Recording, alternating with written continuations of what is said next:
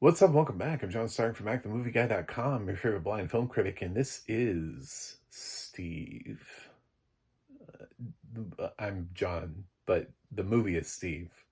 I know that feels confusing because I said I was John Stark, and then I also said this is Steve. But Steve is the name of the. That's just how I do my introductions. I'm sorry. I've already messed you up for your whole day, and I.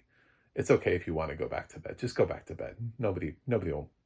It's fine. Just call in sick. Subscribe though before you do that. This is a new Netflix movie. This is on the low totem pole of Oscar contenders, which sucks for Cillian Murphy because he spent on the low end of the totem pole when Lionsgate ran out of money to be able to fund uh, his small things like these last year, which got pretty solid reviews but didn't really get much of a marketing campaign for award season. He's back again with Steve, which is definitely not Netflix's priority, which is why it's being released at the beginning of October. It's got Cillian Murphy, Tracy Ullman, and there's a kid that's a breakout here who plays Shy. I will learn his name because he will likely be on my best supporting actor list of the year. I thought he was tremendous. Cillian Murphy is fine here, but we've seen this type of role before. The role that Shy plays is also the kind of role that ends up being a breakout role. Uh, it's the kind of role that almost got an Oscar nomination out of The Holdovers just a few years ago.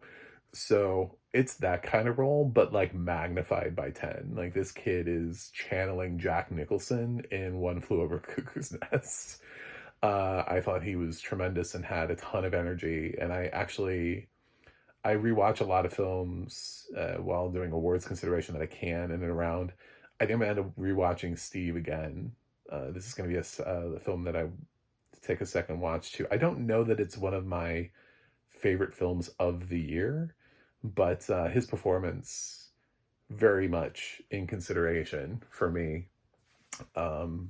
for that, and I want to watch it again. I hope he breaks out. I hope it turns into something. I think his name like Jack something.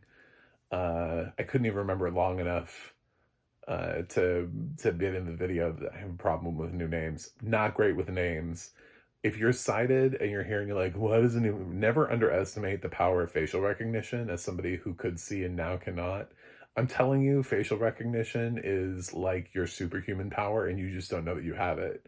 So it's amazing. Like, everybody watches that show about face blindness, right? With Brilliant Minds with Zachary Quinto, and yeah, I can imagine how that would suck because like now I have to like remember people's voices and names and stuff like that. But a lot of times you don't need that in real life. You just look at somebody's face and you're like, oh, that guy. Yeah, hey, I've seen you 1,000 times. No idea what your name is, but I can still have a conversation with you like I do. Uh, like in this video, I'm like, I don't know the kid who played Shy. It's amazing. What his name was, I looked it up before I started the video, and within 5 seconds, like a goldfish, it was gone.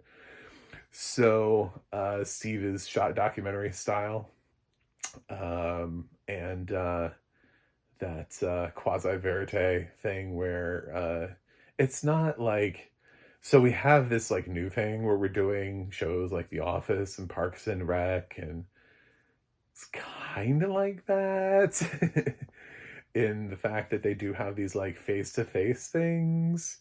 Like it's a fake documentary. It's not a mockumentary though. Like I don't want to say that. It's just shot in a way where there's a focus on mental health. It's shot like over the course of one day. Steve is the adult that works with these kids who are in like a British juvenile detention center. I don't, that's the best way I can describe it. I'm not British and I can't remember how it's not described quite the same way. And basically, it's juvie, but for Brits. And these kids are learning how to maintain behavioral skills and learn, work through their issues. But are they? I think what's interesting is, and I don't want to spoil, although this is sort of out of context. Um, But as you see the movie and you see these characters and the kids all having their like turmoil throughout the whole film, it's very much I mean, they don't, this isn't like Breakfast Club where everybody gets together at the end and like hugs it out. You know, they're all like, we're all different, but we're all the same.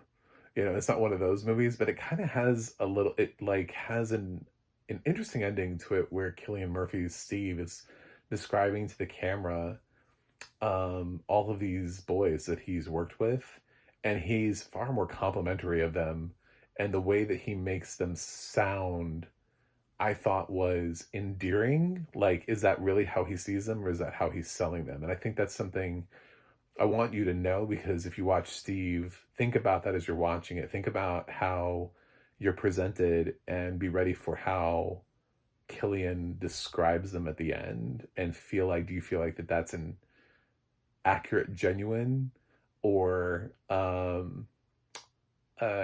like bullshit being sold for the purpose of the documentary, not knowing what they'll keep in the footage. Like, he of course wants to continue to maintain, because that's one of the reasons I want to watch it again, is I I liked that part of it, and the nuance of it, of the, well, you're doing a film and you don't know how they're going to cut and edit it, right? So if we're supposed to take this at face value as that this was a real documentary, and the Steve actually sat down at the end and wrapped up the day by saying these things about these kids, but little does he know that the footage they've chosen to show doesn't necessarily reflect that. Or does it? Does it reflect their potential? I would say no. There are some things even within the description where they cut to a shot of a kid and it's like the antithesis of what he just said. So it's very interesting. But then again, uh, I love movies that make you think, so I fucking love Steve. But then again, you watch this movie and it takes place over the course of one day. So the documentary crew is only in there for presumably that day. So all they see is this, and the kids know they have a camera on them. So it's not like a hidden camera show. Uh, so maybe they're not like that all the time, you know? Because there are times where the kids ask, is the camera on? You know, like that kind of thing. So are they performing for the camera? And is what Steve's saying, is that accurate? Is that accurate? Are they acting up for the camera? Are they putting on a show for the crew?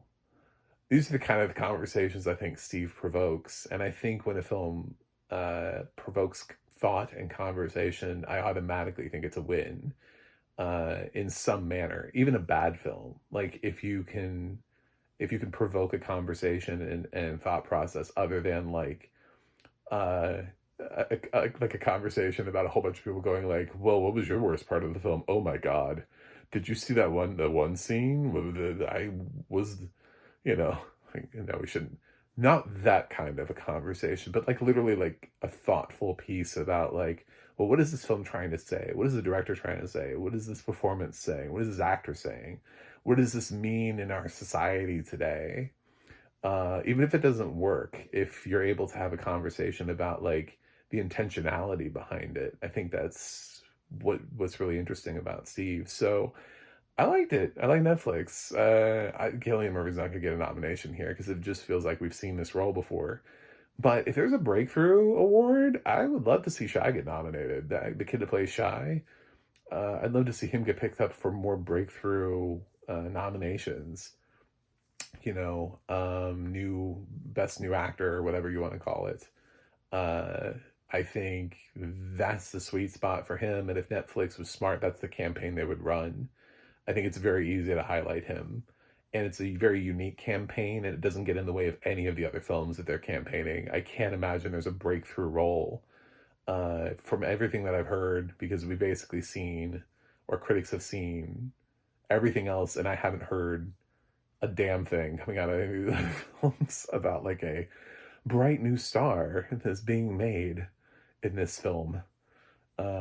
So since it doesn't exist, that's the campaign for Steve. Put him front and center, and get a whole bunch of best new uh, actor, or best, I don't know what his age is, best young actor, um, best actor under, all those awards. Maybe he'll get a supporting actor. Maybe he'll get a couple mentions in that category as a result. But yeah, I think the kid's a standout and a banger, and absolutely electric performance. I felt, in a year where we've gotten to see more from Ray Nicholson, so we've actually gotten to see what a young Jack Nicholson coming up again would look like again, for we're reliving it. Um, I think this kid's got, I think this kid watched a lot of Cuckoo's Nest and was like, I got this, hold my beer. So, um, yeah, there's something very nihilistic about his performance, uh, but very human and totally realistic. I bought it. I didn't feel like it was for show. I didn't feel like it was put on. I felt like they found this kid, and he just happens to be the right kid for the right role at the right time. So, Steve, uh, we'll see if it makes my top 25. It's not going to make my top 10, but it might make my top 25. It's in and around there. I thought it was good. Tracy Ullman is fine. Again, not really a performance that's going to stand out or get awards. Same thing with Cillian Murphy. Um, I actually thought he was better in Small Things Like These last year. I thought he had a really sort of internal performance. It's a very quiet performance, so it didn't show for a lot of awards people, but I liked his performance in that.